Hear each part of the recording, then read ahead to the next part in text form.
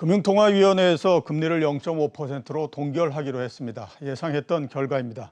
더 관심을 모으는 건 한국은행이 과연 통화정책과 관련해서 어떤 입장을 가지고 있을 것인가 하는 부분들입니다.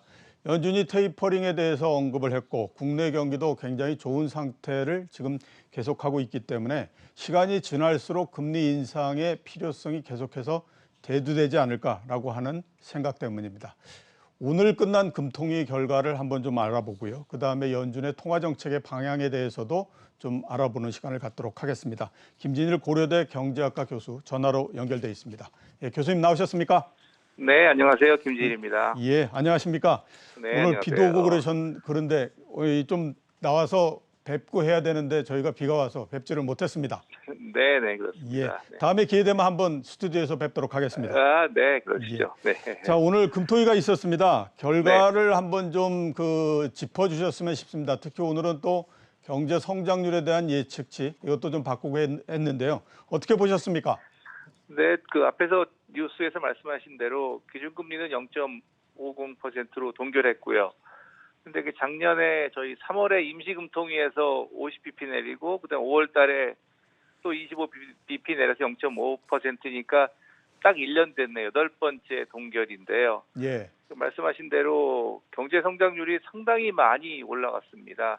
3개월 전에 올해 성장률을 3.0%로 보고 그 사이에 3달 동안 나온 데이터가 좋아서 좀 꽤 올릴 것이다고 해서 3% 중후반 이렇게 제가 여러 언론에서 한 걸 봤는데 그래서 4.0 얘기한 데 있는지 모르겠는데 실제로 4.0이 나왔으니까 상당히 많이 올랐고 아마 저도 정확하게 기억을 못하겠습니다만 3개월 만에 그해 성장률이 1.0%포인트가 완전히 올라간 적이 모르겠습니다. 언제가 최근인지 모르겠는데요. 네, 그런 것 같고 또 더군다나 내년 성장률도 2.5에서 3.0%로 0.5%포인트 올랐거든요. 예. 보통 한 해 올리면 다음에 안 올리거나 내리는 경우가 많은데 그렇고요. 그리고 앞에서 설명하신 대로 금리와 관련돼서는 물가에 대한 전망치도 지난번에는 올해 내년을 1.3, 1.4 봤던 거를 올해를 1.8로 올리고 내년 1.4로 유지했으니까요. 그러니까 예. 물가가 올라가고 거꾸로 기저효과로 내려오는 것도 그렇지 않다고 생각한 거기 때문에 말씀하신 대로 성장률하고 물가 많이 올라갔는데 이제 중요한 건 말씀하신 이자율이겠죠. 예. 그거에 대해서는 이제 아마 뭐 한 20분 있다가 예. 총재님의 기자간담회에서 기자분들이 충분히 물어봐 주시리라고 기대하고 있습니다. 예, 4%로 올해 경제 성장률을 4%로 전망치를 높인 거는 다른 기관보다도 굉장히 좀 공격적이다라는 생각이 듭니다. 다른 기관들 같은 경우에 말씀하셨던 것처럼 3% 중반에서 후반대 정도를 많이 얘기했었는데 네네. 한국은행이 4%를 얘기한 건 상당히 좀 이례적인 것 같다라는 생각이 들고요. 자, 좀 전에 말씀하시긴 하셨지만 그래서 한번 좀 교수님의 의견을 한번 좀 여쭤보도록 하겠습니다. 한국은행이 금리를 미국 연준보다도 빨리 인상할 가능성이 없을까 하는 점인데요. 그런 사례도 있었거든요. 2011년도 같은 경우에도 그랬기 때문에 이번에도 이게 한국은행이 보다 더 빨리 올릴 수 있는 거 아니냐라고 하는 그 생각이 들 수 있는데 교수님은 어떻게 전망을 하십니까? 네, 말씀하신 대로 우리나라가 주로 이제 과거에 미국보다 늦게 올렸던 이유 중에 하나는 그 경제에서 중요한 그 내용 요소 중에 하나가 자본 유출입이 중요할 때 그런 적이 많이 있었던 것 같습니다. 그런데 최근에는 그 국제 경제의 움직임에서 가장 큰 게 단순히 이자율에 따른 자본 유출 물론 그것도 중요하지만 예. 그것보다 코로나에 대한 대응이라는 측면 그리고 그 대응에는 뭐 정부의 대응, 시민의 대응도 있지만 결국은 백신 맞고 나서 행동이 어떻게 될지에 대한 불확실성이고 나라 간의 차별성이기 때문에요. 사실 이번 그 라운드에서는 한미 간 혹은 미국 유럽 간의 동조도 과거보다는 작지 않을까 하는 게 뭐 예상입니다. 예, 알겠습니다. 그렇다는 얘기는 거꾸로 얘기하면 뭐 다른 때보다는 먼저 인상할 가능성은 높은데 뭐 반드시 먼저 인상할 필요가 있는 것도 아니고 그래야 되는 건 아니지만 예. 그걸 피할 필요는 과거보다 줄었다 그렇게 말씀드리겠습니다. 예, 그걸 피할 필요는 줄었다 이렇게 말씀을 네. 해주셨고요. 미국 연준에 대해서 한번 좀 여쭤보도록 하겠습니다.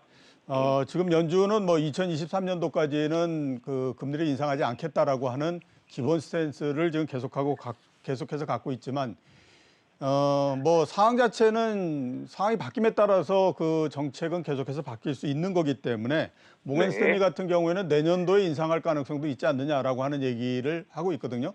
미국의 금리 네, 인상에 대해서는 어떻게 지금 판단하십니까? 네. 그 모건 스탠리에서 말한 내년 금리 인상, 저도 정확하게 그 영문으로 보지는 않았는데 그게 그 기준금리를 얘기하시면 저도 한번 확인을 해봐야겠는데요. 기준금리 자체를 연준에서 내년에 인상하는 거는 아직까지는 좀 그 너무 빠른 것 같고요. 예, 대신 이제 테이퍼링을 언제부터 시작할까, 혹은 예, 언제 이야기할까 한 것은 지난 몇 주 동안 상당히 당겨진 것 같습니다. 예를 들어서 연준에서 뭐 가장 비교적 발언을 자주 하시는 리차드 클라리다 그 이사회 부의장의 언급을 최근에 보면 톤이 조금씩 바뀌는 걸 알 수 있고, 뭐 엊그저께가는 6월에 논의를 할 수도 있다, 뭐 이런 정도로 이야기를 하셨는데요. 예. 그런 거 보면 지금 말씀하신 대로 한두 달 전보다는 경제가 많이 좋아졌고, 또 그렇기 때문에 테이퍼링 논의도 과거보다는 빨라질 것이다라는 것은 뭐 저도 시장과 동의하는데, 그 기준금리 인상 자체를 내년 초에 할 것이라는 것은 아직까지 조금 성급한 것 같습니다. 예, 알겠습니다.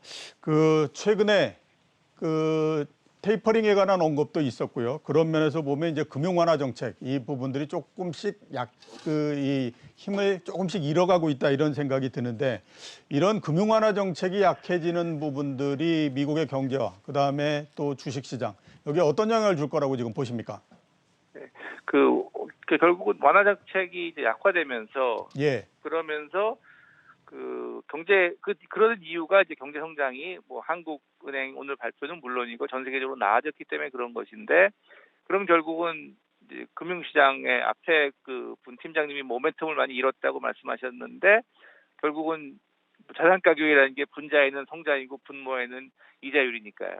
그리고 분자 분모에 올라가는 속도이고, 그런 면에서는 이자율에 올라가는 속도가 앞으로 얼마나 빨라질 것인가, 과거에 했던 것처럼 중앙은행이 비교적 빨리 인상을 할 것인지, 아니면은 금융위기 이후에 했던 것처럼 천천히, 혹은 그보다 더 천천히 올릴 것인지 하는 데 대한 예상인데요. 물론 이제 연준 분들도 개인적으로 얘기해보면 자기들도 판단을 못하는 게, 코로나라는 게 겪어본 게 아니니까요.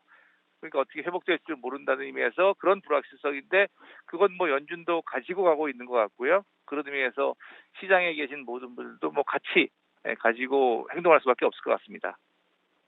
자, 이거 한번 좀 여쭤보도록 하겠습니다. 그 자산 가격 그 거품 가능성에 대해서, 버블 가능성에 대해서 한번 좀 여쭤보도록 하겠는데요. 지난 70년에서부터 80년도까지는 인플레가 굉장히 그 경기를 끌어내리는 역할을 많이 하지 않았습니까? 근데 네. 사실상 2000년대 들면서부터는 인플레는 그다지 큰 역할을 하지 못했고요. 오히려 IT 버블 붕괴나 금융 위기 이런 때처럼 어떤 자산 가격이 굉장히 크게 상승을 해서 그게 문제가 되면서 경기가 굉장히 나빠진 그런 이 모습들을 많이 보였기 때문에 지금 연준 입장에서 봤을 때도 자산 가격에 대해서 상당히 우려를 할 수밖에 없을 것 같은데, 이 부분들에 대해서는 연준이 어떻게 그 판단하고 행동할 거라고 지금 보십니까? 네. 몇 주 전에 나온 그 금융안정 보고서가 그러니까 지금 말씀하시는 거에 대한 연준의 생각을 담고 있다고 그 보고 있는데요. 그러니까 사실 경제학에서 흔히 인플레라고 그 경제학 내에서 얘기할 때는 재화랑 용역만 들어가고 자산은 들어가지가 않습니다. 그런데 국민들이 생각하는 인플레는 자산도 같이 사실 들어가는 게 사실은 집값이 가장 대표적일 텐데요. 그렇다는 의미에서 연준의 목표는 재화와 용역의 가격의 인플레를 적절한 수준으로 컨트롤하는 것이기 때문에 거기에 영향을 미치는 하에서 자산 가격을 신경을 쓰는데요. 어떻게 보면 국민의 생활에는 자산 가격이 오히려 더 영향을 미치는 게 사실이고요. 그런 의미에서 과거보다 연준에서도 몇 년 전엔 직제 개편을 하면서 금융 안정도 고려하고 하는 게, 지금 앵커님이 말씀하신 대로 금융 안정이 경제에 미치는 영향이 크고요. 그게 이번에 그 유동성 풀린 면에서 워낙 컸고요. 뭐 TV에서도 여러 번 했지만 그 가상자산과 관련된 문제까지 되고 있고요. 그리고 저도 개인적으로 최근에 놀란 게 많은 언론에서 한 2, 3주 전까지만 해도 그 주식이 이렇게 변하니까 가상자산, 비트코인이 이럴 것 같습니다라고 얘기하는데 그 순서가 바뀔 정도로 지금 말씀하신 버블이 심해져서 비트코인을 먼저 얘기하고 그러고 주식은 이렇게 말씀하시는 분들이 많더라고요. 네, 그 정도로 이제 버블이 심해졌다는 거에 대한 반증이라고 생각하는데 그것을 결국은 연준에서 어떻게 컨트롤하고 그 다음에 가상자산 혹은 뭐 스테이블 코인 아니면 중앙은행 암호화폐에 대해서 그거는 단순히 한두 달의 문제가 아니라 진짜 1, 20년의 문제를 가지고 연준과 그리고 궁극적으로는 의회, 국회에서 결정을 하면서 그 어떻게 버블을 컨트롤할 것인가 하는 결정을 해야 되는 큰 문제라고 생각을 합니다.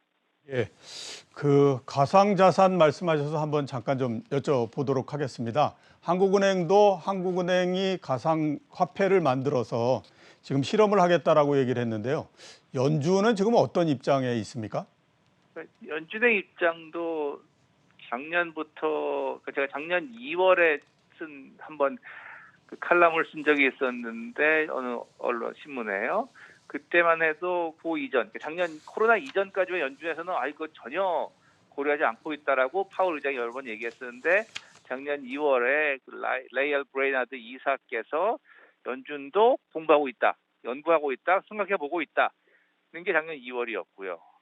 그가 지금은 계속 그에 대한 언급이 점점 늘어나고 있죠. 그게 뭐 연준도 달러와 유안화의 경쟁이 있다는 것은 염두에 두고 있고요. 그런 의미에서 중국이 저렇게 암호화폐를 중앙은행 암호화폐를 치고 나가는 입장에서 가만히 있으면 안 되고 계속 같이 연구하고 같이 테스트를 하면서 필요하면 언제든지 자기들도 도입해서 경쟁을 하고 달러 패권을 잃지 않도록 할 준비는 하고 있다고 봅니다. 물론 이제 막상 시작했을 때 어느 나라 중앙은행의 암호화폐가 이길지 그건 뭐 두고 봐야 될 일이지만 마찬가지로 우리나라도 마찬가지지만 미중 간의 그 패권 갈등에 있어서 화폐 패권 갈등도 그 중에 하나고 거기에서 암호화폐가 하는 역할은 있을 것이다라고 생각하고 있습니다.